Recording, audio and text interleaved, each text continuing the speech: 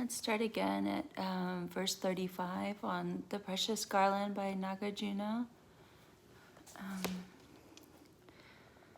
There is misconception of an I as long as the aggregates are misconceived.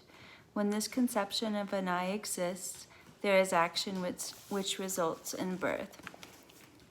With these three pathways mutually causing each other without a beginning, middle, or end, the wheel of cyclic existence turns like the wheel of a firebrand.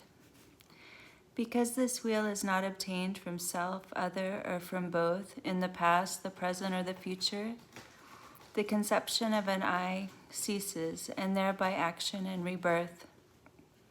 Thus, one who sees how cause and effect are produced and destroyed does not regard the world as really existent or non-existent. Thus, one who has heard but does not examine the doctrine which destroys all suffering and fears the fearless state trembles due to ignorance. That all these will not exist in nirvana does not frighten you, a Hinayanist. Why does their non-existence explained here cause you fright? In liberation there is no self and are no aggregates. If liberation is asserted thus, why is the removal here of the self and of the aggregates not liked by you? If nirvana is not a non-thing, just how could it have thingness? The extinction of the misconception of things and non-things is called nirvana. In brief, the view of nihilism is that actions bear no fruits, without merit and leading to a bad state. It is regarded as the wrong view. In brief, the view of existence is that there are fruits of actions, meritorious and conducive to happy migrations. It is regarded as the right view. Because is and is not are destroyed by wisdom, there is a passage beyond merit and sin. This, say the excellent, is liberation from both bad and happy migrations.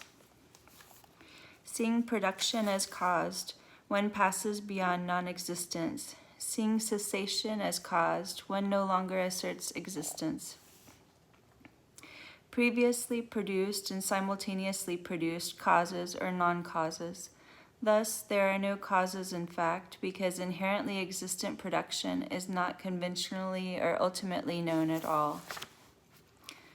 When this is that arises, like short, when there is tall, when this is produced, so is that, like light from a flame.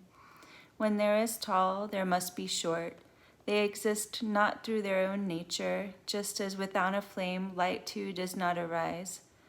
Having thus seen that effects arise from causes, one asserts what appears in the conventions of the world and does not accept nihilism. He who refutes inherently existent cause and effect does not develop the view of existence, asserting as true what does not arise from conventions. Thereby, one not relying on duality is liberated.